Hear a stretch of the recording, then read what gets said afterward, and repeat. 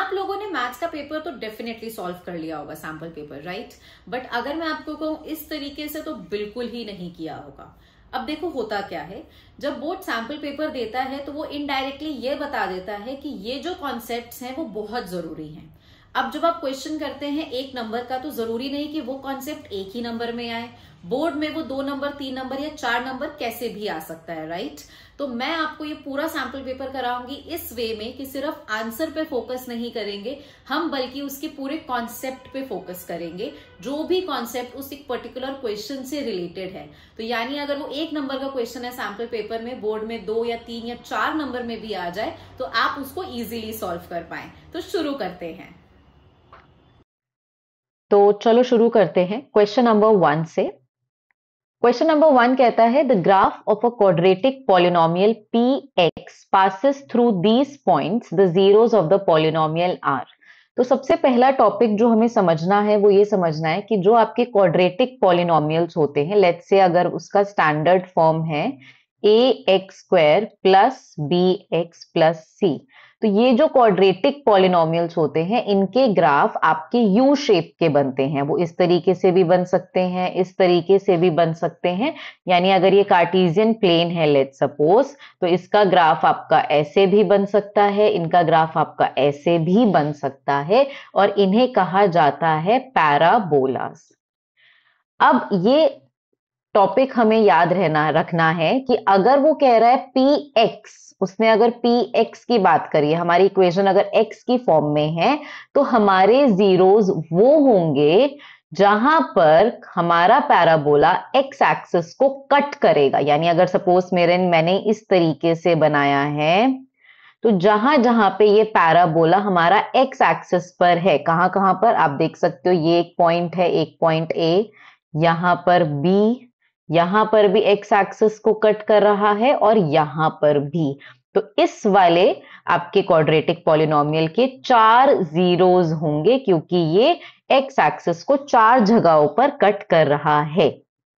अब x axis पे अगर ग्राफ नहीं गिवन, अब यहां तो ग्राफ नहीं है, तो आप कैसे पहचानोगे कि x एक्सिस पे वो कैसे कट कर रहा है?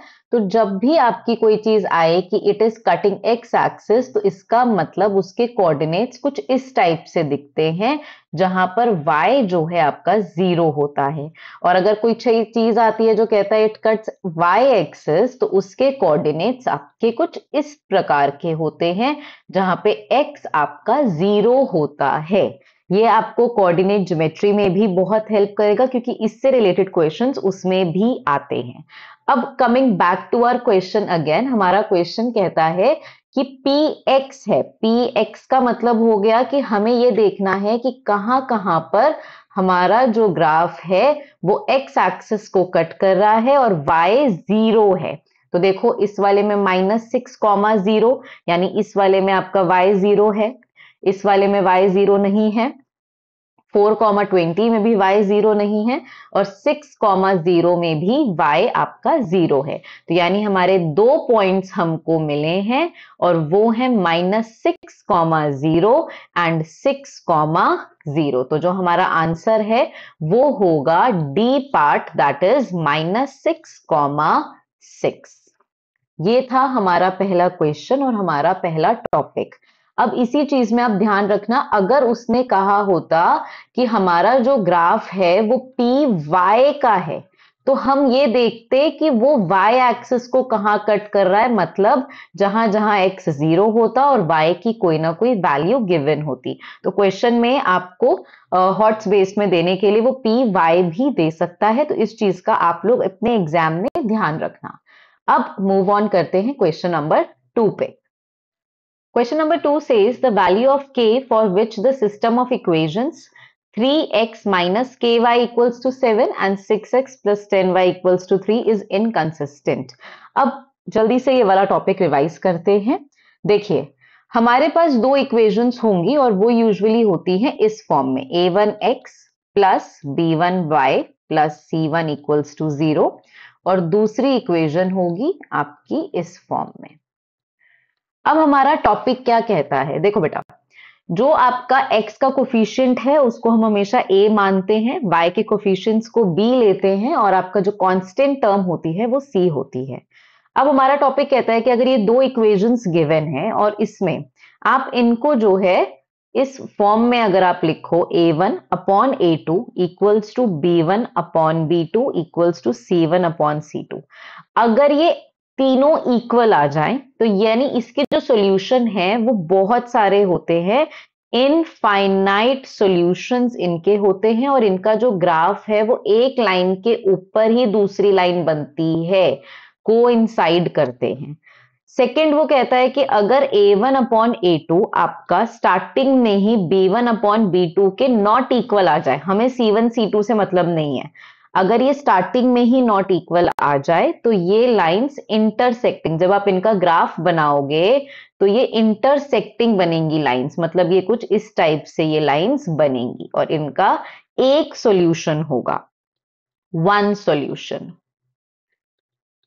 बट अगर a1 अपॉन a2 तो इक्वल आ जाए b1 अपॉन b2 के, लेकिन वो c1 अपॉन c2 के इक्वल ना आए, तो यहां पर जो हमारी लाइंस होती हैं वो पैरेलल होती हैं, मतलब दोनों के ग्राफ ऐसे स्ट्रेट लाइन जाएंगे and there will be no solution.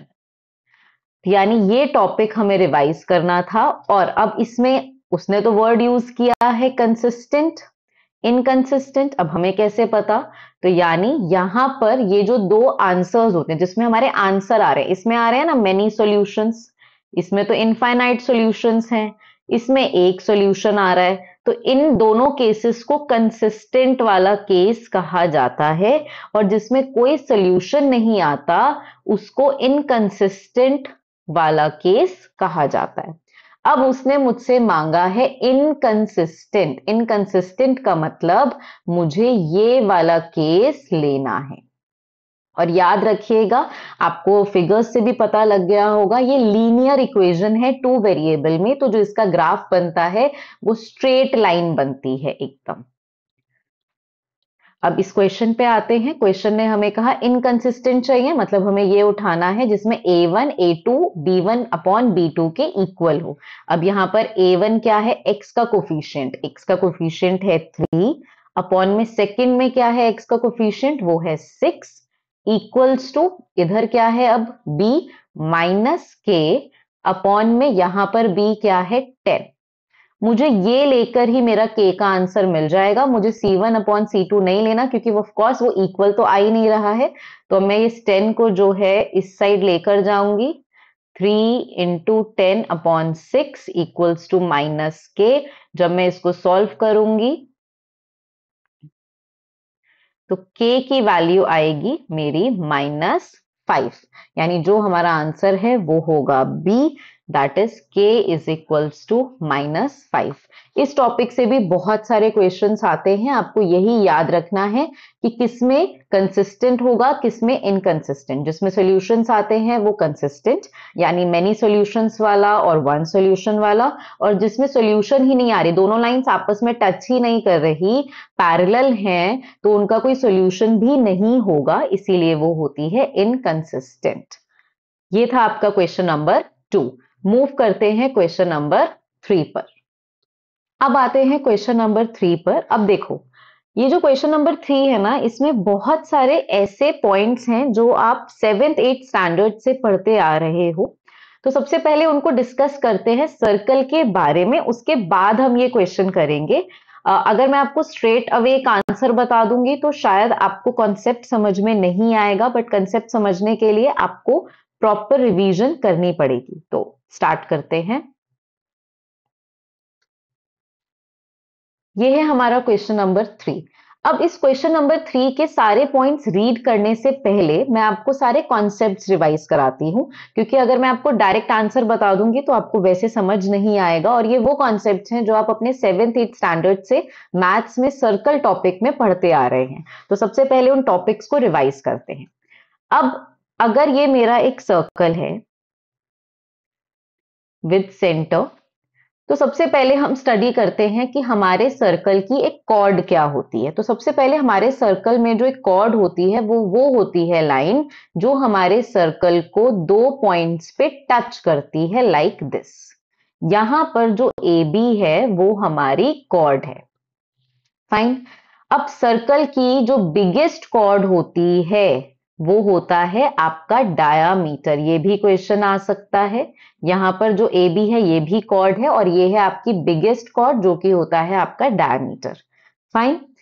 अब यहीं पर अगर मैं कहूं कि सर्कल पे आपके 2 पॉइंट्स तो टच कर रही है लाइन, लेकिन वो उसको क्रॉस करके बाहर जा रही है, तो जो ये लाइन बनती है CD, ये आपकी कहलाती है सीकेंट।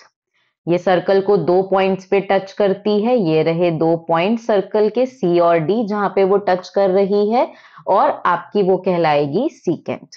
वहीं पर जो टैंजेंट होता है वो हम 10th स्टैंडर्ड में कर चुके हैं। टैंजेंट्स आपके सर्कल को एग्जैक्टली एक पॉइंट पे टच करता है, like this.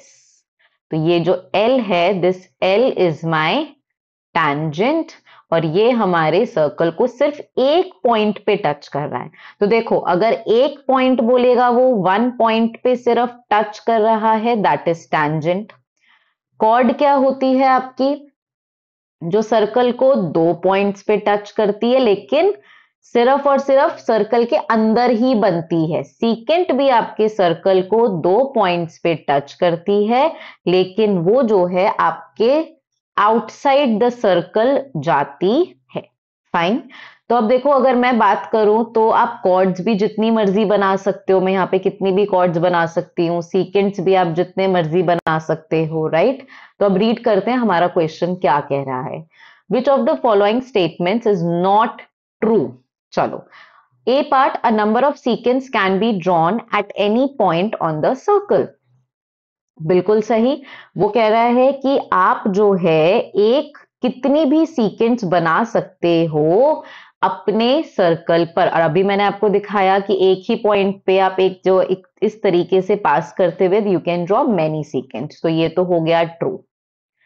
Only one tangent can be drawn at any point on a circle. तो बिल्कुल एक पॉइंट ये है मेरा, राइट, P। अब इस P पॉइंट पे तो मैं एक ही टैंजेंट बना सकती हूँ ना, यहां से। मैं और कहीं से तो नहीं बना सकती। सपोज अगर मैं चाहूं कि मैं यहां से कोई लाइन पास कराऊं, तो ये लाइन तो फिर वो सीकेंट हो गई, क्योंकि ये सर्कल के अंदर जाकर एक और पॉइंट पे जाएगी। तो यानी ये भी आपका ट्रू है कि मैं एक पॉइंट पे एक ही टैंजेंट ड्रॉ कर सकती हूँ। ठीक है। A chord is a line segment joining 2 points on the circle। बिल्कुल सही। ये एक लाइन ही थी जो सर्कल को ज्वाइन कर रही थी, एक लाइन सेगमेंट था। लाइन सेगमेंट और लाइन में यही डिफरेंस होता है। अगर आप भूल गए हैं तो लाइन वो होती है जैसे सीकेंट कि वो आपकी एक्सटेंड हो सकती है इनफाइनाइटली, और लाइन सेगमेंट आपका वहीं पर स्टॉप हो जाता है। तो ये भी ट्रू है। From a point inside a circle, only 2 tangents can be drawn।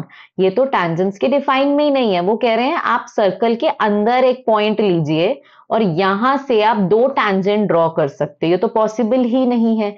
इस पॉइंट से आप टैंजेंट तो बना ही नहीं सकते। आप सीकेंट या कॉर्ड्स जरूर बना सकते हो, लेकिन आप टैंजेंट नहीं बना सकते। सो दिस इज फॉल्स, और यही हमारा आंसर है। आई होप आपको ये टॉपिक क्लियर है कि अब कॉर्ड क्या होता है, सीकेंट क्या होता है, टैंजेंट क्या होता है। Let's move on to question number 4। चलिए क्वेश्चन नंबर 4 करते हैं। If the nth term of an AP is 7n-4, then the common difference of the AP is. तो चलो, सबसे पहले हमें टर्म्स निकालनी पड़ेंगी।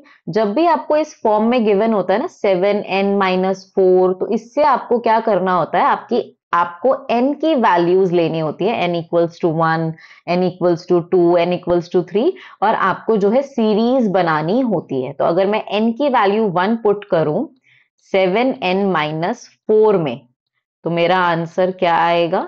7 - 4 इक्वल्स 3। n की वैल्यू अगर मैं 2 पुट करती हूं 7n-4, तो मेरा आंसर आएगा 10।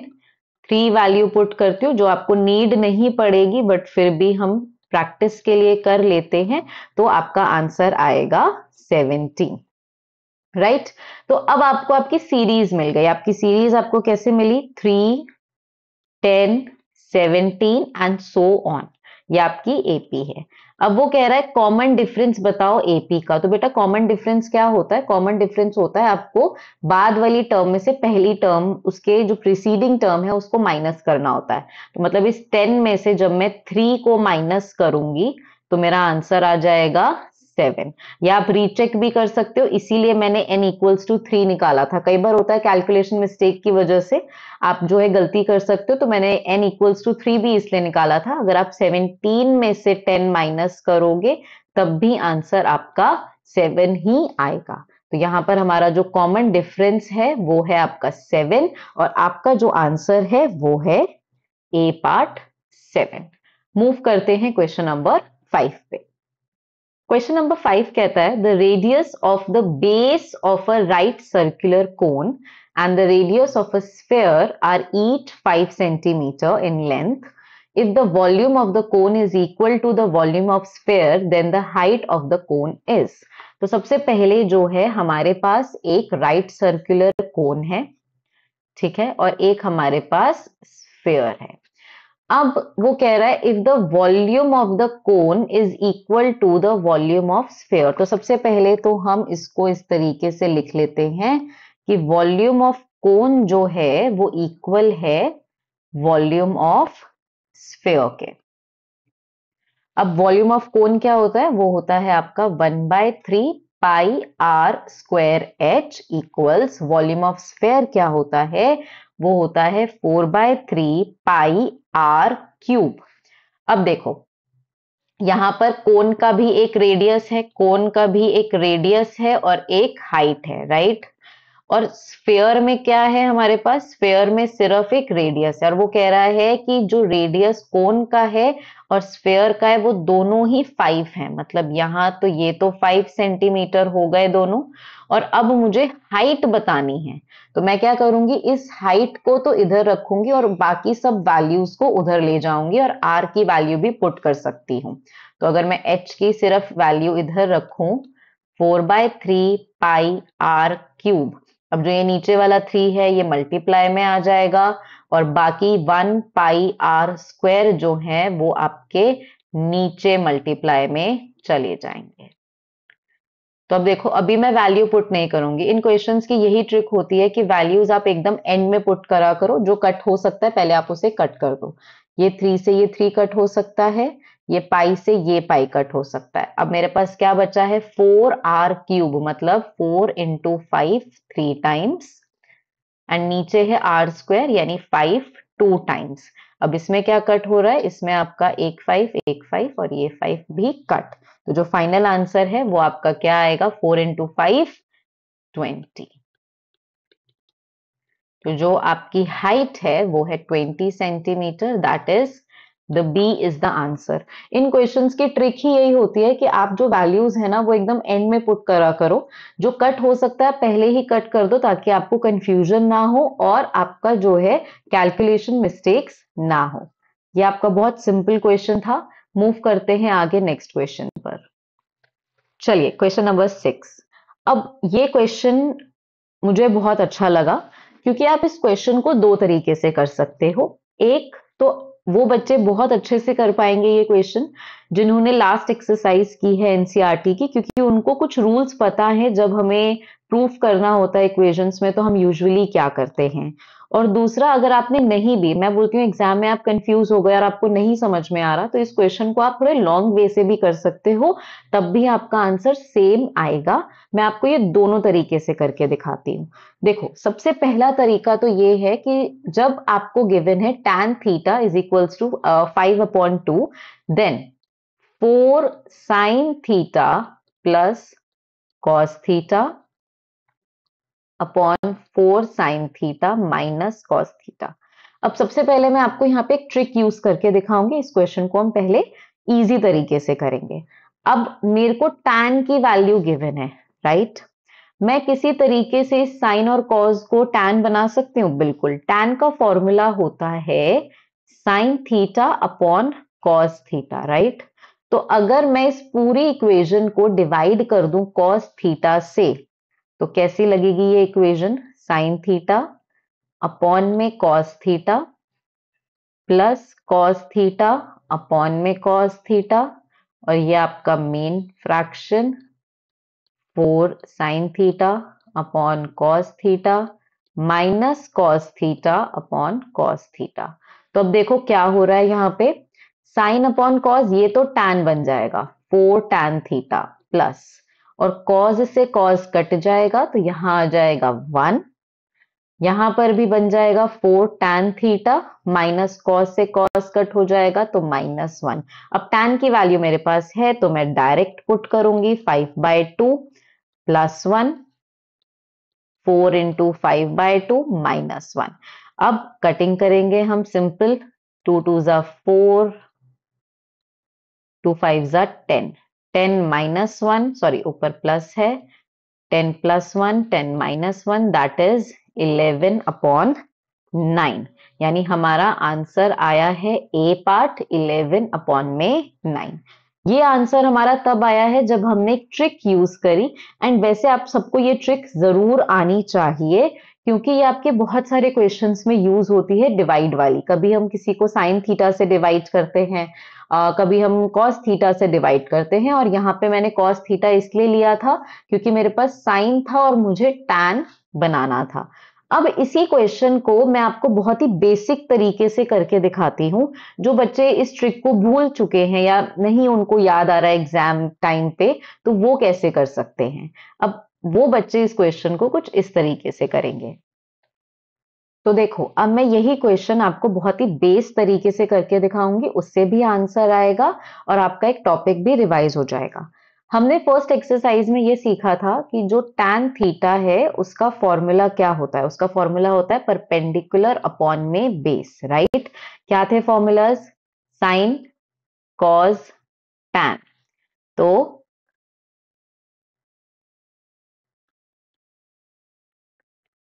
ये आपका फॉर्मूला था, साइन होता है परपेंडिकुलर अपॉन में hypotenuse, cos b upon H and tan p upon b। अब अगर ये p अपॉन b गिवन है यानी कि परपेंडिकुलर 5 है और बेस 2 है, तो हम पाइथागोरस थ्योरम यूज करके हाइपोटेन्यूज निकाल सकते हैं, जो कि होगा आपका 5 का स्क्वायर प्लस 2 का स्क्वायर दैट इज 25 प्लस 4 29। तो हाइपोटेन्यूज का स्क्वायर है 29, तो यानी हाइपोटेन्यूज हो गया आपका √29। तो वहीं पर आपका जो साइन थीटा है वो क्या हो जाएगा, p अपॉन एच, p था 5 अपॉन 29, और cos थीटा क्या हो जाएगा b यानी कि 2 अपॉन 29। अब मैं कुछ नहीं करूंगी, मैं फटाफट से जो मुझे ये वैल्यूज गिवन थी मैं उसमें हमारी क्वेश्चन के अंदर हमारी वैल्यूज को पुट करूंगी और आपका आंसर वही आएगा जो अभी आया था, 4 5 upon √29 plus 2 upon √29, 4 into 5 upon √29 minus 2 upon √29। LCM लिया जाएगा, जब मैं एलसीएम लूंगी तो 29 √29 आएगा, 4 5 ज़ा 20, 20 प्लस 2, और इधर आएगा 20 माइनस 2 अपॉन √29। तो अब देखो जब ये लंबे वाले ऐसे वाले फ्रैक्शंस होते हैं, बहुत बच्चे इसमें भी कंफ्यूज हो जाते हैं, तो इसमें 2 सेकेंड रुक कर देखा करो कि हमें क्या करना है।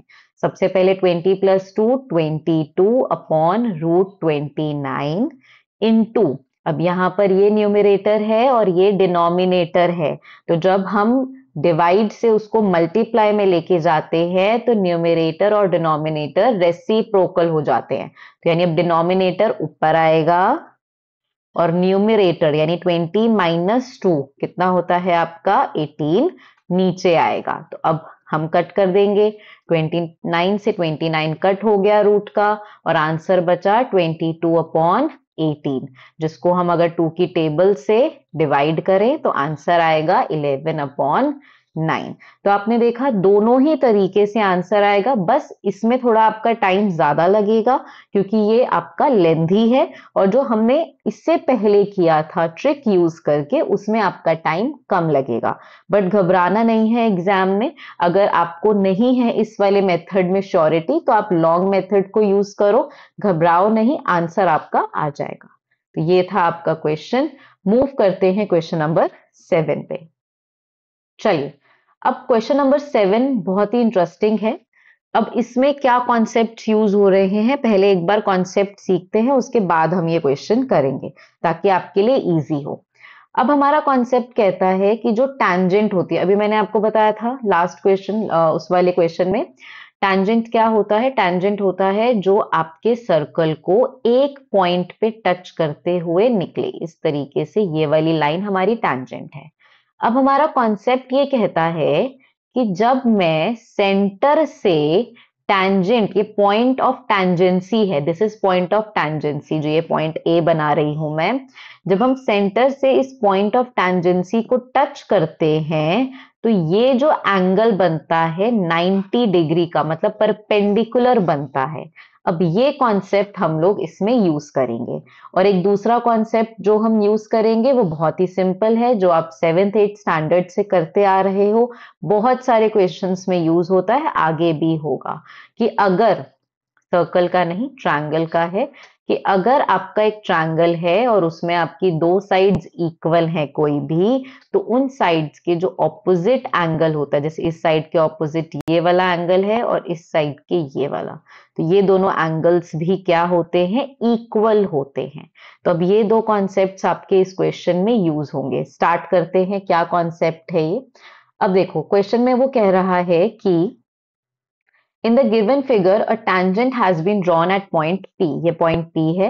अगर TPQ 110 डिग्री है, मतलब ये वाला एंगल 110 डिग्री है, तो आपका POQ, ये जो अंदर का ये एंगल है O वाला, ये आपको निकालना है। ठीक है। अब ये O वाले ट्रायंगल के लिए आपको दिख रहा है एक ट्रायंगल हमारे पास, इस एंगल के लिए हमारे पास एक ट्रायंगल है। अगर आप नोटिस करो तो ये एक ट्रायंगल है मेरे पास, राइट। इस ट्रायंगल के अगर मुझे बाकी दोनों एंगल पता लग जाए तो मैं ये एंगल ओ बता सकती हूँ इजीली। अब वो कैसे पता लगेंगे, देखो सबसे पहले तो अगर ये वाला पूरा PPQ आपका 110 है, और ये कॉन्सेप्ट हमने किया कि हमारा जो पॉइंट ऑफ टेंजेंसी होती है, सेंटर पॉइंट ऑफ टेंजेंसी जो है हमारे साथ 90 डिग्री बनाती है, तो यानी कि ये एंगल 90 होगा, राइट। ये 110 है। मैं आपको ये फिगर बड़ी करके दिखाती हूं। हमारा क्वेश्चन है, in the given figure a tangent has been drawn at point P on the circle centred at O and if TPQ is 110, यानी कि ये जो TPQ मार्क है ये 110 डिग्री है, then POQ is equal to, मुझे ये बीच वाला एंगल जो POQ है ये निकालना है। अब देखो आपको ये दिख रहा है, ये एक ट्रायंगल है यहाँ पे, राइट। अगर मुझे किसी तरीके से इस ट्रायंगल के बाकी दोनों एंगल पता लग जाए, ये वाला Q वाला और ये छोटा सा P, तो मैं ये O निकाल सकती हूँ ट्रायंगल की एंगल सम प्रॉपर्टी से, जिसमें तीनों एंगल्स एक ट्रायंगल के क्या बनाते हैं, 180 डिग्री, राइट। अब मुझे कैसे पता चलेगा, तो अभी जो मैंने आपको टैंजेंट वाला कॉन्सेप्ट बताया, हमें उससे पता चलेगा। क्या कॉन्सेप्ट था, कि जब मैं एक टैंजेंट ड्रॉ करती हूं तो सेंटर से वो 90 डिग्री बनाता है। तो अब ध्यान देना, ये मेरा सेंटर है, ये मेरा पॉइंट ऑफ कांटेक्ट है, और ये यहाँ पे मेरी टैंजेंट जा रही है। इसका मतलब ये जो एंगल बनेगा, ये जो इधर वाला L बनेगा, ये 90 का बनेगा, राइट। लेकिन अब ये पूरा एंगल कितना गिवन है, पूरा एंगल तो 110 गिवन है। तो अगर इस 110 में से मैं 90 डिग्री हटा दूं तो मेरे पास क्या बचेगा, मेरे पास बचेगा ये बीच का अंदर वाला एंगल जो मुझे ट्रायंगल का चाहिए। देखिए ये ग्रीन और रेड पार्ट मिला के 110 गिवन था, ये रेड पार्ट 90 डिग्री था क्योंकि ये हमारी टैंजेंट की प्रॉपर्टी है। तो यानी मेरे पास जो ग्रीन पार्ट बचा वो कितना बचा, वो मेरे पास बचा सिर्फ और सिर्फ 20 डिग्री। तो अब इस ट्रायंगल में मेरे पास एंगल P तो आ गया 20, अब ये एंगल Q कैसे आएगा, तो अब यहां पर यूज होगी जो अभी मैंने आपको सेकेंड प्रॉपर्टी बताई, किसी भी ट्रायंगल में अगर दो एंगल्स, दो साइड्स इक्वल हैं तो उनके ऑपोजिट एंगल भी इक्वल होंगे। अब आप कहोगे यहाँ पे दो साइड्स इक्वल कौन सी हैं, तो अब ध्यान से देखिए यहाँ पे कौन सी दो साइड्स इक्वल हैं, ये एक सर्कल है, और सर्कल के सेंटर से जो भी लाइंस जाती हैं सर्कल पे वो क्या होती हैं आपकी रेडियस। तो यहाँ पे ओ क्यू इक्वल है ओ पी के, क्योंकि दोनों ही सर्कल के रेडियाई हैं। तो इसका मतलब जो हमारा एंगल P आया है 20 डिग्री वही हमारा एंगल होगा Q। अब मैं ये एंगल O बहुत अच्छे से निकाल सकती हूँ, क्योंकि तीनों एंगल्स मिलके कितना बनाएंगे 180 डिग्री।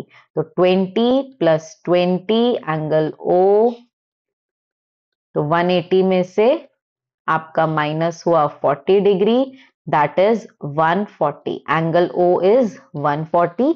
हमारा आंसर है सी पार्ट। तो इसमें आपके ये दो कॉन्सेप्ट्स यूज हुए। आई एम श्योर आपको ये क्लियर होगा। अब मूव करते हैं क्वेश्चन नंबर 8 पे। चलो आते हैं क्वेश्चन नंबर 8 पे। A quadratic polynomial having zeros this is. तो सबसे पहले तो आपको फॉर्मूला पता होना चाहिए कि आपका फॉर्मूला क्या है। तो जब भी हमको जीरोस गिवन हो और हमें क्वाड्रेटिक पॉलिनोमियल बनाना हो तो हम क्या करते हैं, हम लिखते हैं x square minus sum of zeros x plus product of zeros. सबसे पहले तो हम जो जीरोस गिवन होता है उसका सम निकालते हैं और प्रोडक्ट, और इसमें आप जब पुट करोगे वैल्यूज तो आपका स्ट्रेट अवे आंसर आ जाएगा।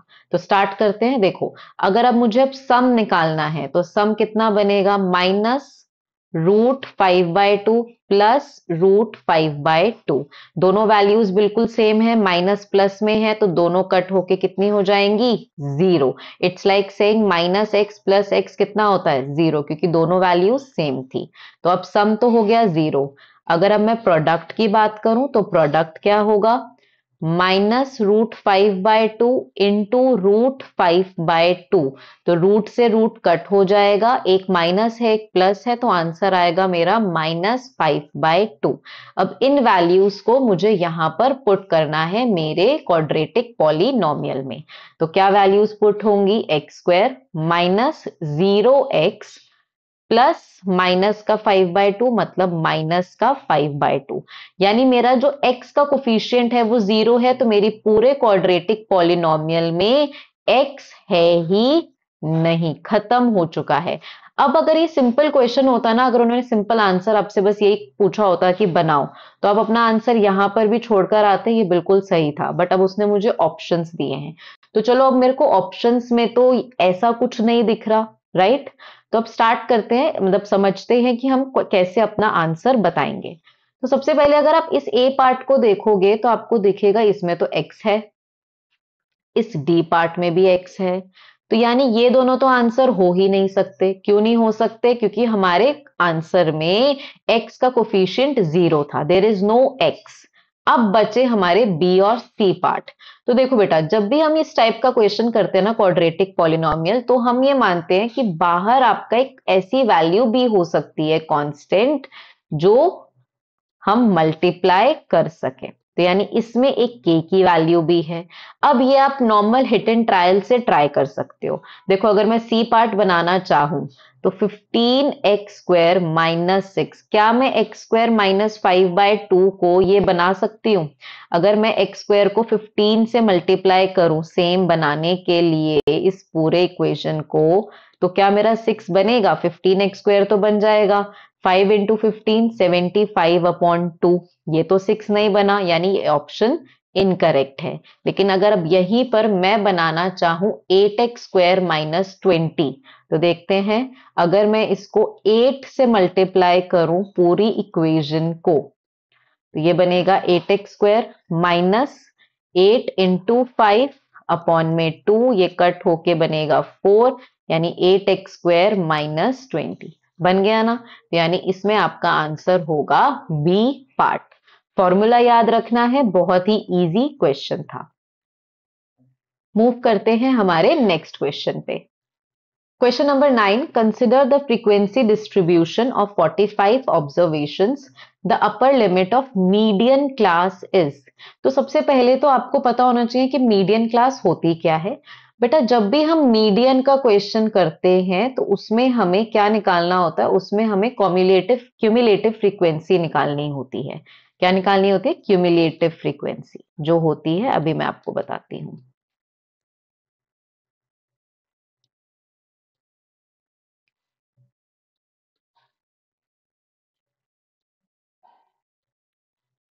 चलो देखो, ये हैं आपके class intervals, this is your frequency. इसमें हमें निकालनी होती है क्यूमुलेटिव फ्रीक्वेंसी, जिसका मतलब होता है कि आपकी लोअर देन वाली सीरीज।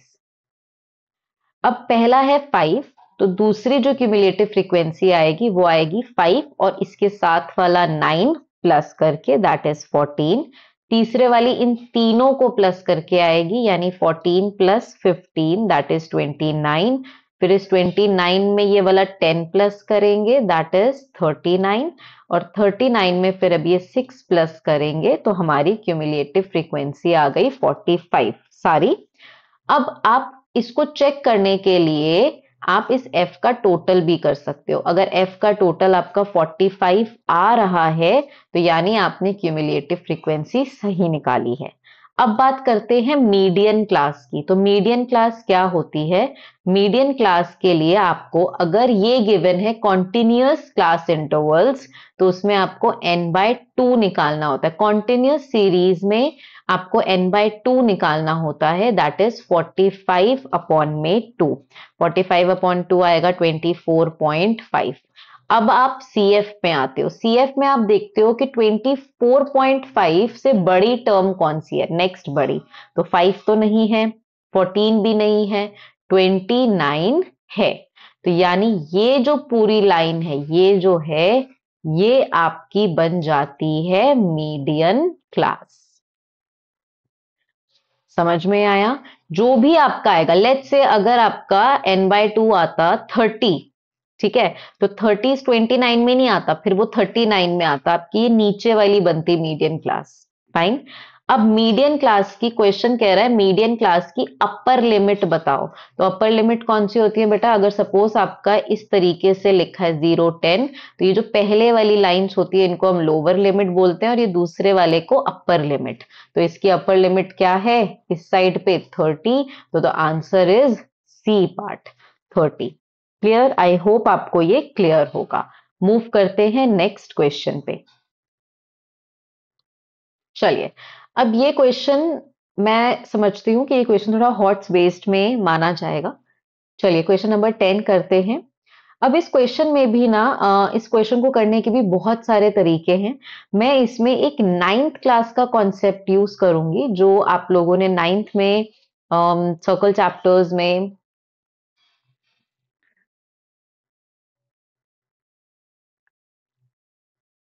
चलिए शुरू करते हैं। अब ये वाला क्वेश्चन करने के भी ना बहुत सारे तरीके हैं, बट मैं जो इस क्वेश्चन में एक कॉन्सेप्ट यूज करूंगी वो एक 9th स्टैंडर्ड का कॉन्सेप्ट है सर्कल्स चैप्टर का। और वो क्या कॉन्सेप्ट था पहले मैं वो सिखाती हूँ और फिर मैं आपको ये क्वेश्चंस कराऊंगी, ठीक है? और हम जो है सिमिलैरिटी ऑफ ट्रायंगल के बारे में भी क्विकली बात करते हैं कि वो क्या होते थे। तो देखो, सबसे पहले तो अगर जब मैं बात करती हूँ सिमिलैरिटी ऑफ ट्रायंगल की, तो हमने सिमिलैरिटी ऑफ ट्रायंगल्स में क्या 3 कंडीशंस करी थी? हमें पता है सिमिलैरिटी तब होती है या तो साइड्स प्रोपोर्शनल हो दो और उसके बीच के एंगल इक्वल हो, या फिर हमने किया था कि तीनों साइड्स प्रोपोर्शनल हो एक दूसरे से, या फिर दो एंगल्स इक्वल आ जाएं किसी भी तरह से। तो ये 3 सिमिलैरिटी कंडीशंस हमने सीखे, राइट? ओके। अब जो 9th क्लास वाला कॉन्सेप्ट है वो क्या था? मैंने आपको बताया कॉर्ड के बारे में सर्कल की, राइट? अब ये ए और बी पॉइंट है। हमने 9th में सीखा था कि जब इस ए बी पॉइंट से, चाहे मैं कॉर्ड बनाऊं चाहे ना बनाऊं, अब मैं अगर ये 2 पॉइंट्स है सर्कल से और सेम सेगमेंट में, ये जो एक कॉर्ड है ये सर्कल को 2 पार्ट्स में डिवाइड करती है, इसको कहा जाता है मेजर सेगमेंट और नीचे वाला है आपका माइनर सेगमेंट।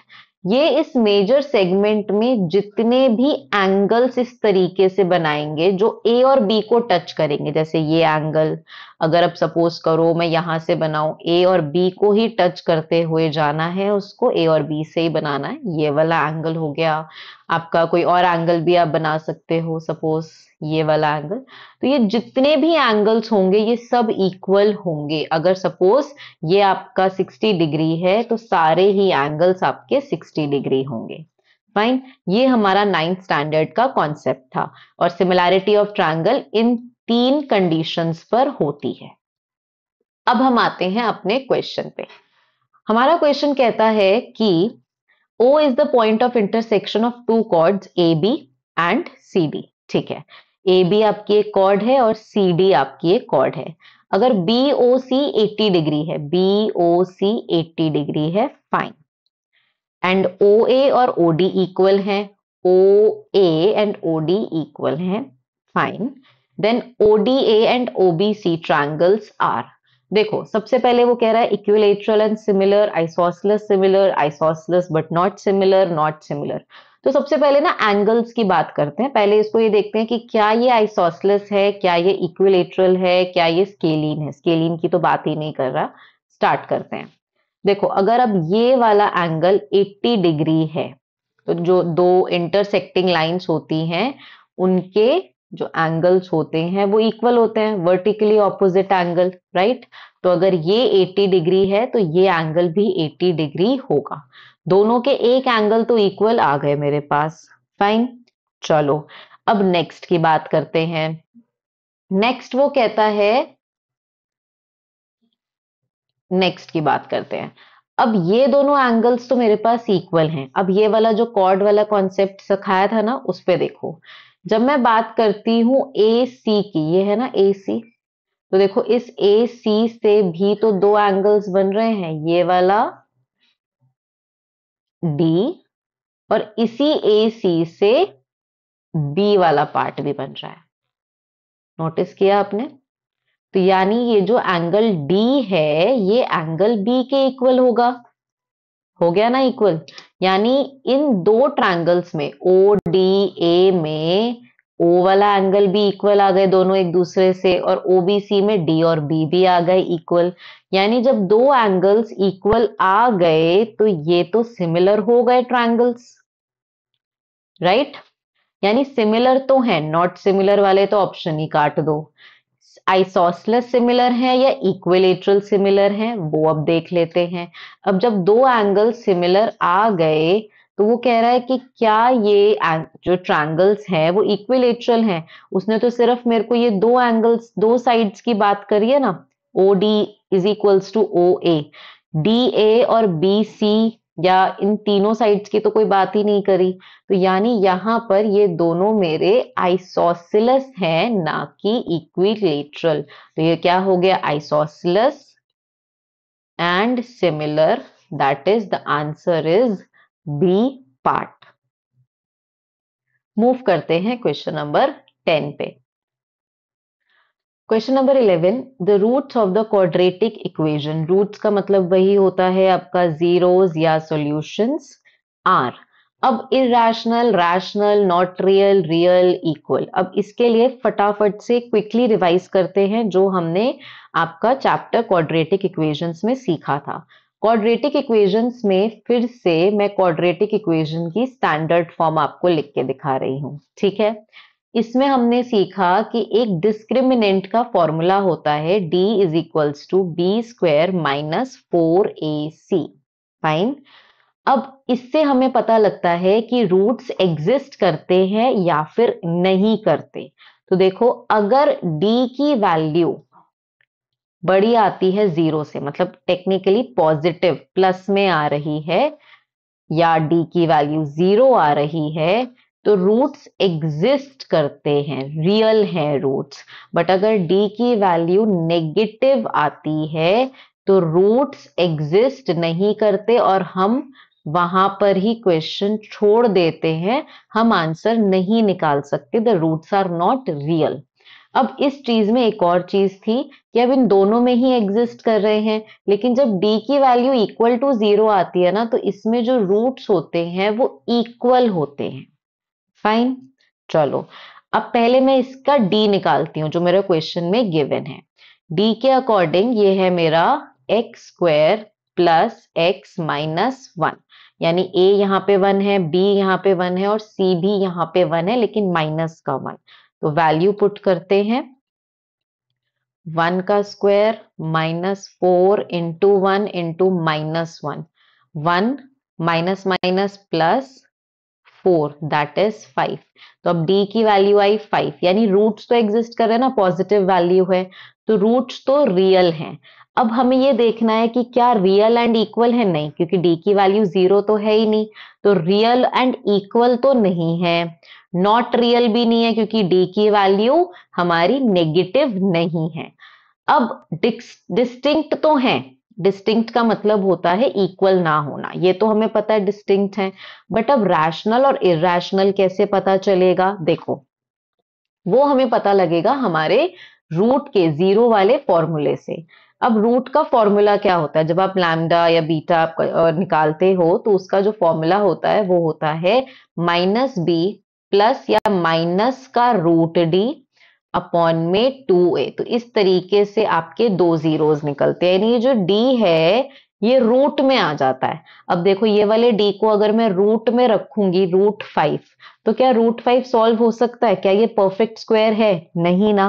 तो रूट 5 तो हमारा रूट 5 ही रहेगा ना आंसर के अंदर, there will be a root. तो जब आंसर में एक रूट रहेगा तो यानी कि हमारा आंसर क्या बन गया? इरैशनल। सपोज करो मेरा डी यहां पर आया होता, लेट्स से 64 आया होता, ठीक है, तो जब मैं रूट डी करती यानी कि रूट 64 करती तो वो बाहर आ जाता ना, 8 बन जाता। तो यानी तब मेरा आंसर रैशनल आ जाता जब मेरे रूट की वैल्यू, मतलब जो डी की वैल्यू है, कोई परफेक्ट स्क्वायर होती है। बट यहां पर तो परफेक्ट स्क्वायर नहीं है, 5 है, यानी आंसर रूट में बचेगा। तो जब आंसर रूट में बचेगा तो आंसर मेरा इरैशनल आएगा। तो इसका आंसर हुआ इरैशनल एंड डिस्टिंक्ट। ये आपका कॉन्सेप्ट आपने क्वाड्रेटिक इक्वेशंस में सीखा था। मूव करते हैं क्वेश्चन नंबर 12 पे। Question number 12 very very easy question, basic में भी आ सकता है ये क्वेश्चन, स्टैंडर्ड में भी आया है, बहुत इजी है, वैल्यू निकालनी है, 10 सेकंड का क्वेश्चन भी नहीं है। वो कह रहा है थीटा की 30 डिग्री है तो 3 tan थीटा बताओ। 3 tan theta, 3 into tan 30 degree. अब tan 30 डिग्री की वैल्यू क्या होती है? वो होती है 1 अपॉन रूट 3। तो इसका आंसर आया 3 अपॉन रूट 3, जो हमको डायरेक्टली गिवन है। लेकिन यहां पर मैं आपके साथ एक चीज और एक्स्ट्रा शेयर करूंगी। सपोज अगर मेरा ये आंसर ना गिवन होता, एक आंसर और दे सकते थे, और वो क्या होता?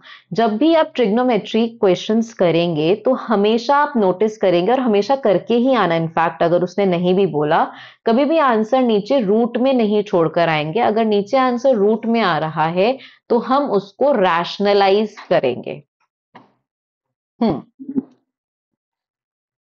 तो आप उनको करके आओगे रैशनलाइज। अब रैशनलाइज कैसे करना है? 3 अपॉन रूट 3 है तो हम इसको रूट 3 और रूट 3 से मल्टीप्लाई करेंगे, तो ये बन जाएगा आपका 3 रूट 3 अपॉन में रूट 3 इंटू रूट 3 क्या हो जाएगा? सिर्फ 3।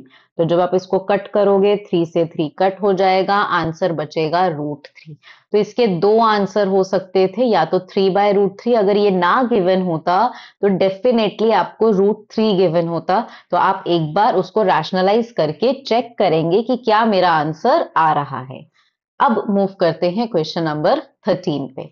Very question number 13 says the volume of a solid hemisphere is this, the TSA of the solid hemisphere। तो सबसे पहले आपको वॉल्यूम गिवन है और TSA वो आपसे मांग रहा है। तो वॉल्यूम से पहले आपको रेडियस निकालना पड़ेगा, तभी आप TSA निकाल पाएंगे। तो वॉल्यूम ऑफ हेमिस्फेयर क्या होता है? वॉल्यूम ऑफ हेमिस्फेयर होता है 2/3 पाई आर क्यूब, ठीक है, जो हमें गिवन है 396 अपॉन 7। वैल्यू डालते हैं, 2/3 पाई की 22/7 आर क्यूब। अब आर क्यूब को इधर रखेंगे और बाकी सबको उस साइड ले जाएंगे सॉल्व करने के लिए। उस साइड जाते टाइम जो डिनोमिनेटर हैं वो आपके न्यूमरेटर में चले जाएंगे, मतलब ये 3 इंटू 7 जो नीचे की साइड पे है ये ऊपर जाएगा, और 2 इंटू 27 जो 22 ये आपका जाएगा डिनोमिनेटर में। अब जो जो कटिंग हो सकती है कटिंग करेंगे, 7 और 7 कट हो जाएगा। अब इस 396 को कट करेंगे 2 से तो आपका आएगा 198।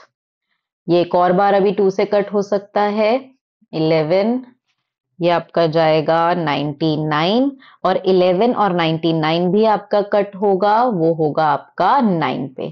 तो यानी आपका जो आंसर बचा वो है r cube is equals to 9 into 3 that is 27।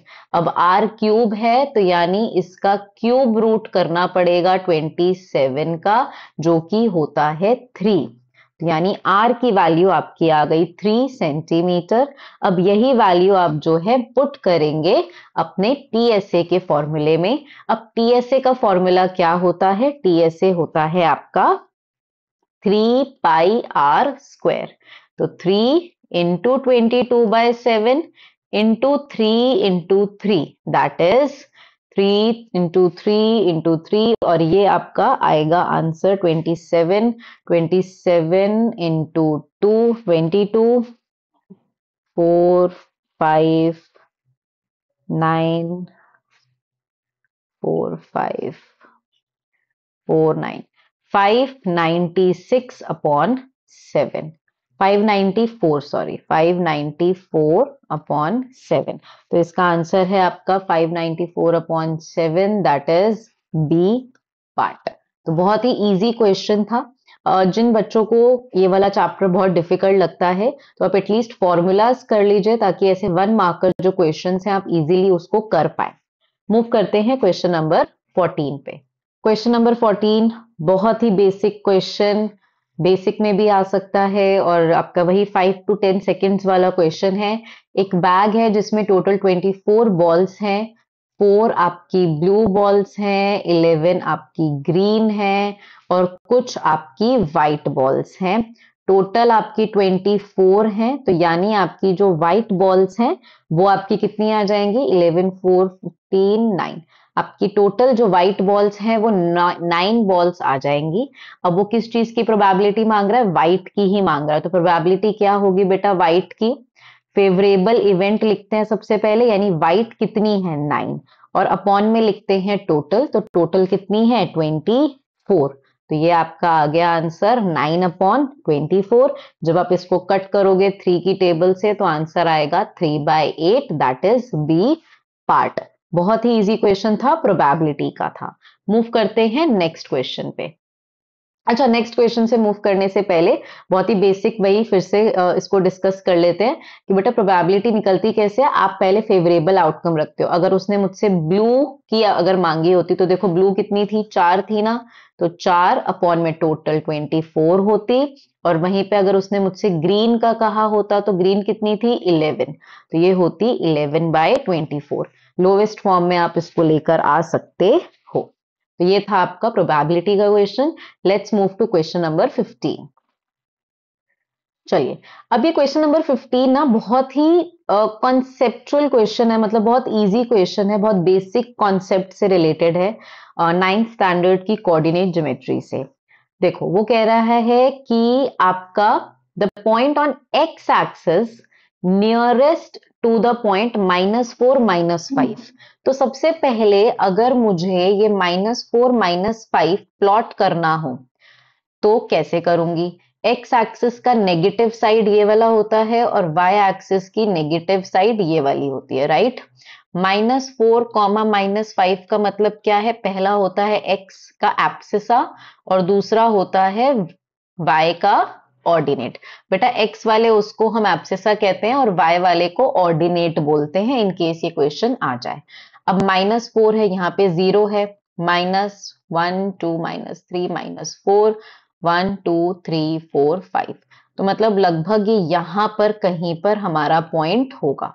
ठीक है, अब एक कॉन्सेप्ट होता है कि जब भी आप कोई ऐसे एक ट्रायंगल बनाते हो ना 90 डिग्री वाला, तो जो स्मॉलेस्ट लाइन होती है, जब भी कोई स्मॉलेस्ट लाइन होती है तो हमेशा वो ये वाली 90 डिग्री वाली लाइन होती है, ना कि आपके कोई भी हाइपोटेन्यूज। कोई भी, सारे हाइपोटेन्यूज बड़े होंगे, सबसे स्मॉलेस्ट ही स्ट्रेट लाइन होगी। तो यानी अब देखो वो क्या कह रहा है, 0 0, क्या ये पॉइंट इस पॉइंट से सबसे नियर होगा? -4, 0 कितना होगा? ये वाला पॉइंट होगा ना, बी वाला। -5, 0 होगा इधर कहीं पे, और 41, 0, √41, 0 पॉजिटिव है, तो यानी ये वाला पॉइंट कहाँ, यहां पर कहीं पर होगा। तो अब देखो सबसे नियरेस्ट यहाँ कोई पॉइंट होंगे, ये वाले होंगे, या फिर ये जो स्ट्रेट जा रहा है वो। तो अभी मैंने आपको बताया कि जो नियरेस्ट पॉइंट होता है वो हमेशा एक स्ट्रेट लाइन वाला होता है, जो परपेंडिकुलर बनाता है। तो उसने मांगा था एक्स एक्सिस के नियरेस्ट, तो -4। इसी क्वेश्चन में अगर वो बोल देता वाई एक्सिस के नियरेस्ट बताओ, तो वाई एक्सिस बेटा यहां पर है, ये वाला पॉइंट, यानी कि 0, -5 वाला वाई एक्सिस के नियरेस्ट होता। अब एक्स एक्सिस के नियरेस्ट कौन सा है? ये वाला बी पॉइंट, यानी कि -4, 0। बहुत इजी क्वेश्चन था, कंसेप्चुअल बेस्ड था। मूव करते हैं नेक्स्ट क्वेश्चन पे। Again a very easy question. Which of the following gives the middle most observation? ये आई थिंक सबको पता है जो स्टैटिस्टिक्स कर चुके हैं, और आंसर है मीडियन। बेटा मीडियन होता है जो हमें मिडल मोस्ट ऑब्जर्वेशन देता है। मीन होता है जो हमें किसी भी सीरीज का एवरेज बताता है कि ऑन एन एवरेज इस डेटा का मतलब क्या है एक एवरेज। जो मोड है वो आपकी मोस्ट अकरिंग वैल्यू बताता है कि सबसे ज्यादा वैल्यू कौन सी आई है, और जो रेंज है ये आपका गैप बताता है, बेसिकली आपकी हाईएस्ट वैल्यू और लोवेस्ट वैल्यू कितना दूर है एक दूसरे से। तो रेंज का फॉर्मूला होता है हाईएस्ट माइनस लोवेस्ट। तो जो मिडल मोस्ट वैल्यू बताता है वो कौन सा होता है? मीडियन। एवरेज के लिए मीन, मोस्ट अकरिंग के लिए मोड, और रेंज जो है आपको एक तरीके से वो गैप बताता है कि जो आपका डेटा है उसमें कितना गैप है, हाईएस्ट वैल्यू कौन सी है और उसकी लोवेस्ट वैल्यू कौन सी है। तो ये आपके चारों का मतलब है। ये वर्ड्स आप तो याद कर लो, इन केस ये वर्ड्स आएंगे तो आप पहचान जाओगे वो किसकी बात कर रहा है। मूव करते हैं क्वेश्चन नंबर 17 पे। अब क्वेश्चन नंबर 17 को जब हम रीड करते हैं तो बहुत ही इजी क्वेश्चन है और बहुत ही जल्दी सॉल्व होकर भी आ जाएगा। The point on X axis, देखो मैंने अभी आपको जब हम क्वेश्चन कर रहे थे फर्स्ट वाला, तभी मैंने आपको बताया था कि ये जो कॉन्सेप्ट है ये आप अच्छे से सीख लो। जब मैं बात करती हूँ कोई भी पॉइंट एक्स एक्सिस पर, तो बेटा एक्स एक्सिस पे जब भी कोई पॉइंट होगा, सपोज ये 1 2 3 पे ये मुझे मार्क करना है ए, तो इसका मतलब ये है कि x की वैल्यू तो है लेकिन y तो कहीं पे भी नहीं आ रहा ना इसमें। तो जब भी मैं बात करती हूँ कोई भी पॉइंट x एक्सिस के ऊपर, तो उसमें x की तो एक वैल्यू होती है बट y 0 होता है। तो अब मेरे को क्वेश्चन भी रीड नहीं करना, मुझे पता है कि या तो ऑप्शन ए होगा, ऑप्शन बी तो हो ही नहीं सकता, ऑप्शन सी भी हो सकता है और ऑप्शन डी भी नहीं हो सकता। तो एक्स एक्सिस पे फिर से हम ये टॉपिक कर रहे हैं कि x, 0 होती है वैल्यू। अब वो कह रहा है इसमें कोऑर्डिनेट फॉर्मूला लगेगा, a और b आपको गिवन है, 2, -3, 5, 6, वो आपकी रेशो है 1:2, और यहां पर x, 0, राइट। तो अब आप किस वाले फॉर्मूले से अब आपको x की वैल्यू निकालनी है? x की वैल्यू के लिए आप डायरेक्ट कर सकते हो, y आपको निकालने की नीड नहीं है। तो x की वैल्यू कैसे निकलेगी? x की वैल्यू होती है, अगर आप भूल गए हो तो देखो, ये आपकी रेशो होती है, ये वाला जो पहली वाली रेशो होती है ये मल्टीप्लाई होती है इधर वाले से, क्रॉस क्रॉस खेलते हैं, और ये जो 2 है यानी जो सेकेंड रेशो है ये मल्टीप्लाई होगी पहले वाले x से। तो इस 1 को मल्टीप्लाई करेंगे, पहले वाला x क्या है? 5 इंटू 1, प्लस इस 2 को किससे मल्टीप्लाई करेंगे? इस पहले वाले x यानी कि 2 से, और नीचे लिखते हैं सम ऑफ रेशोज दैट इज 1 + 2। ये हुआ हमारा 5 इंटू 1 5 + 4 अपॉन 3, 9/3 कट होके आया 3, तो x की वैल्यू क्या आ गई 3, और हमें पता है कि y हमारा कितना है 0। तो जब x की वैल्यू 3 आ गई तो आपको y निकालने की नीड नहीं है, आपका आंसर है C। दोबारा से फॉर्मूला लिख देती हूं मैं। जो ये पहली वाली रेशो होती है, लेट्स सपोज ये रेशो है m और ये है n, तो ये जो m है ये इस x2 से मल्टीप्लाई होता है, और ये जो n है क्रॉस क्रॉस में इस x1 से मल्टीप्लाई होता है, और अपॉन में आता है इन दोनों का सम, तो m प्लस n। ये था आपका question number 17। Let's move to question number 18। चलिए, फिर से प्रोबेबिलिटी का बहुत ही बेसिक क्वेश्चन है, कार्ड्स रिलेटेड। तो एक कार्ड्स का क्विक रिकैप कर लेते हैं। टोटल हमारे पास 52 कार्ड्स होते हैं। 52 में से जो हाफ कार्ड्स होते हैं 26 वो आपके ब्लैक कार्ड्स होते हैं, और 26 आपके रेड कार्ड्स होते हैं। अब इस ब्लैक में आपके कौन कौन से होते हैं, 13 डिवाइडेड होते हैं। इसमें आपका आता है क्लब्स, इसमें आता है आपका स्पेड, और रेड में आता है आपका हार्ट एंड डायमंड। अगर मैं बात करूं फेस कार्ड्स की, तो आपके 3 फेस कार्ड्स होते हैं, J, queen and king, J Q K, और जे के भी 4 कार्ड्स होते हैं, क्वीन के भी और किंग के भी। तो टोटल फेस कार्ड्स आपके कितने हो गए, 12 फेस कार्ड्स हो गए। फाइन। अब वो क्या कह रहा है, वो कह रहा है अ card is drawn, the probability of getting a red face card. तो सबसे पहले फेस कार्ड्स पे आ जाओ। देखो, फेस कार्ड्स आपका होता है जैक, क्वीन और किंग, है ना।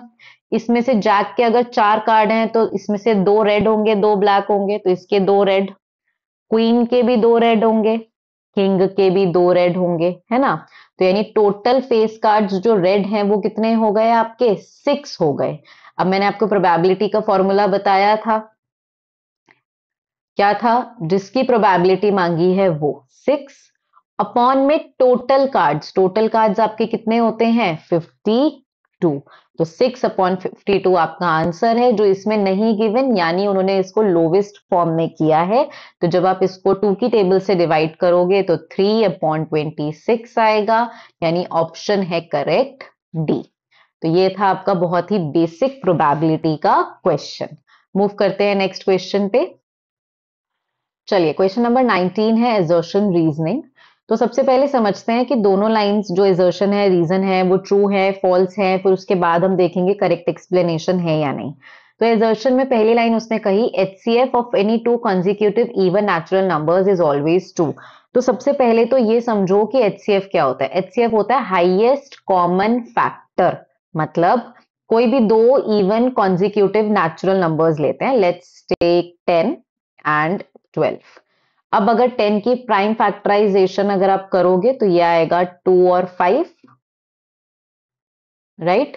12 की प्राइम फैक्टराइजेशन में 2, 6, 2, 3, 3, 1। तो 10 की प्राइम फैक्टराइजेशन क्या हुई, 2 इंटू 5। 12 की प्राइम फैक्टराइजेशन हुई 2 इंटू 2 इंटू 3। तो बेटा HCF होता है हाईएस्ट कॉमन फैक्टर। इन दोनों में कॉमन क्या आ रहा है, देखो इन दोनों में सिर्फ एक ये 2 कॉमन आ रहा है ना, और कुछ तो कॉमन नहीं आ रहा, तो इसका HCF हो गया 2। अब आप इसको और 2 एग्जाम्पल लेके देख लेना, ये लाइन बिल्कुल सही आएगी आपकी कि जब भी आप 2 कॉन्जिक्यूटिव का मतलब लगातार लेने हैं, ऐसा नहीं लेना कि एक आपने 12 ले लिया और एक आपने 18 ले लिया, आपको लगातार लेने हैं। अगर आप 12 ले रहे हो तो फिर उसके बाद 14 लेना सेकंड टर्म। तो जब भी आप ये करोगे तो आपका HCF हमेशा सिर्फ 2 आएगा, इसके अलावा कोई भी कॉमन फैक्टर नहीं आएगा। तो पहली लाइन एजर्शन तो ट्रू है, ये तो हमें पता लग गया। अब बी पार्ट देखते हैं, रीजन क्या कह रहा है, even natural numbers are divisible by 2। अब जितने भी इवन नंबर हैं, हमें पता है इवन नंबर ही वही होते हैं जो 2 से डिविजिबल हो, राइट। तो यानी रीजन भी ट्रू है।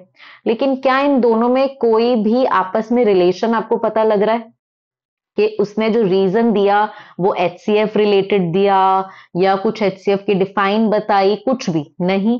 दोनों ट्रू हैं बट दोनों आपस में रिलेटेड ही नहीं है, तो करेक्ट एक्सप्लेनेशन वो कैसे होगा, तो इसका आंसर होगा B part, that is both A and R are true but R is not the correct explanation of A। Fine. तो इसीलिए आप क्वेश्चंस को पहले ऐसे किया करो, एजर्शन और रीजन में ये देखो कि वो ट्रू है या नहीं, ट्रू है फॉल्स है, उसके बाद आप नोटिस करो कि क्या दोनों इंटर रिलेटेड हैं या फिर नहीं। मूव करते हैं लास्ट एमसीक्यू क्वेश्चन नंबर 20 पे। चलिए अब ये बड़ा इंटरेस्टिंग क्वेश्चन है, ठीक है। चलो क्या कह रहा है, if the radius of a sector, तो सबसे पहले तो अब सेक्टर वर्ड आपको पता होना चाहिए कि सेक्टर क्या होता है। इसके लिए क्विक रिवीजन करते हैं, आप क्विक रिवीजन करते। चलिए question number 20, if the radius of a sector, अब इसके लिए आपको सबसे पहले सेक्टर पता होना चाहिए कि सेक्टर क्या है। जब सेक्टर ही नहीं पता होगा तो क्वेश्चन कैसे करोगे। चलो शुरू करते हैं। अब अगर ये मेरा एक सर्कल है, फाइन, तो जब मैं इस कॉर्ड को बनाती थी, अभी मैंने आपको इसमें पहले भी बताया था कि जो एक कॉर्ड है ना, वो एक सर्कल को जब दो हिस्सों में डिवाइड करती है तो इनको सेगमेंट बोलते हैं। क्या बोलते हैं? सेगमेंट। लेकिन वहीं पे जब एक सर्कल में मैं एक आर्क की बात करूं, ये मेरी एक आर्क है, ये वाला, ये suppose A to B, right. और यहां जब मैं इस सेंटर से इनको रेडियाई के थ्रू ज्वाइन करूं तो ये जो पाए वाली शेप बनी है, दिस इज सेक्टर, राइट। ये आप एरिया रिलेटेड टू सर्कल में बहुत अच्छे से कर चुके हैं। अब वो कह रहा है if the radius of the sector is reduce to half, angle is doubled, then the perimeter of the sector remains same. अब ये सब हम बाद में करेंगे, पहले हमें ये समझना है पेरीमीटर ऑफ सेक्टर क्या होगा। पेरीमीटर का मतलब क्या होता है? बाउंड्री। हम छोटी क्लास से यही सीखते आ रहे हैं ना कि पेरीमीटर का मतलब होता है, आप इस तरीके से समझो कि आपको चारों तरफ उसके बाउंड्री लाइन डालनी है। तो अब बाउंड्री इसकी क्या बनेगी? देखो अगर मैं ओ से स्टार्ट करूं तो सबसे पहले मैं ओ ए पे आऊंगी, ये मेरा रेडियस है। फिर मैं ए बी पे आऊंगी, ये मेरी आर्क है। और फिर मैं एक और रेडियस कवर करूंगी। यानी जब मैं बात करूंगी पेरीमीटर ऑफ सेक्टर की, तो क्या आएगा उसमें? दो तो रेडियस आ जाएंगे, प्लस मुझे उसमें क्या प्लस करना पड़ेगा? मुझे उसमें ये आर्क का भी वैल्यू प्लस करनी पड़ेगी। और एरिया रिलेटेड टू सर्कल में हमने सीखा है कि इस आर्क की वैल्यू कैसे आएगी। इस आर्क की वैल्यू आएगी theta upon 360 into 2 pi r, right. ये मेरा ओरिजिनल है। अब वो क्या कह रहा है, देखो वो कहता है कि अगर मैं रेडियस को आधा कर दूं, मतलब आर की जगह पर क्या लिख दूं? r/2, और एंगल को डबल कर दूं, मतलब ये थीटा जो हमने लिया था, इस एंगल की जगह पर मैं लिख दूं 2 थीटा, तो मेरी यही वैल्यू रहेगी जो यहां पर थी। करके देख लेते हैं। चलो 2 इंटू आर की जगह पे क्या रखना है? r/2, प्लस थीटा की जगह पे 2 थीटा, 360, 2 पाई, आर की जगह पे r/2। अब देखो क्या हो रहा है, 2r था, यहां पर 2 था, ये 2 से 2 कट गया, यहां पे सिर्फ r बचा है, ठीक। r प्लस, अब मैं कोशिश कर रही हूं कि मैं जितना ओरिजिनल था उतना रखने की मेरी पूरी कोशिश है।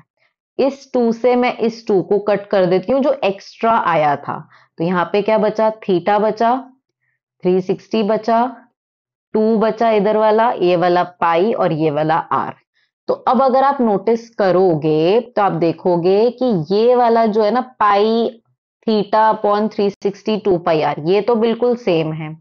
बट यहाँ पे 2r था, लेकिन यहाँ क्या बचा? r। तो ये सेम नहीं हुआ ना, यानी कि यहाँ पे जो एजर्शन है ये हमारा रॉन्ग हो गया, सिर्फ एक 2 की वजह से। तो आपको इसमें बहुत ध्यान रखना है, एजर्शन हो गया रॉन्ग। अब बात करते हैं रीजन की। अब रीजन में वो मुझे क्या बोल रहा है, देखते हैं। The length of the arc subtending angle theta at the center of a circle R is, यानी वही वाला, यही वाला फॉर्मूला बोल रहा है वो। हमारा फॉर्मूला होता है theta upon 360 into 2 pi r, but यहाँ पे उसने कहा है पाई आर थीटा 180। इसका मतलब वो इस 2 को कट कर रहा है और 360 को कट करके 180 लिख रहा है। जब आप ऐसे करोगे तब यही आएगा ना आपका 2 2 तो कट हो गया, पाई बचा, आर बचा, थीटा बचा, पाई आर थीटा अपॉन 180, यानी आर आपका ट्रू है, रीजन ट्रू है, एजर्शन फॉल्स है, तो इसका आंसर जो होगा वो होगा हमारा कौन से वाला पार्ट, वो होगा हमारा सी पार्ट, जिसके अंदर वो मेंशन करता है कि assertion is false but R is true. तो ये थे आपके सारे एमसीक्यूज। आई होप एमसीक्यूज के थ्रू आपको बहुत सारे टॉपिक्स जो हैं एक्स्ट्रा समझ में आए होंगे, आपका कॉन्सेप्ट क्लियर होगा। और मैं अभी भी आपको यही सजेस्ट करूंगी कि आप जब भी कोई भी सैंपल पेपर करो तो यूजुअली यही देखा जाता है कि कॉन्सेप्ट्स वही आते हैं पेपर में। फॉर एग्जाम्पल अगर 1 मार्क में आपका ये कॉन्सेप्ट था लेंथ ऑफ आर्क का, तो हो सकता है वो पेपर में एग्जाम में 2 मार्क्स में ये क्वेश्चन पूछ ले जिसमें आपको वैल्यू निकालनी हो। तो आप कॉन्सेप्ट पे फोकस करो, जितने भी कॉन्सेप्ट सैंपल पेपर्स में दिए हैं वो आपको कॉन्सेप्ट बहुत अच्छे से क्लियर होने चाहिए। That's all for today. अगर कोई भी आपको डाउट है आप कमेंट्स में लिख सकते हो, and I'll see to it कि मैं आपके रिप्लाईज करूं और उन डाउट्स को क्लियर करूं। इसके बाद हम लोग 2 मार्कर और 3 मार्कर क्वेश्चन के साथ आएंगे जल्दी ही। Thank you so much.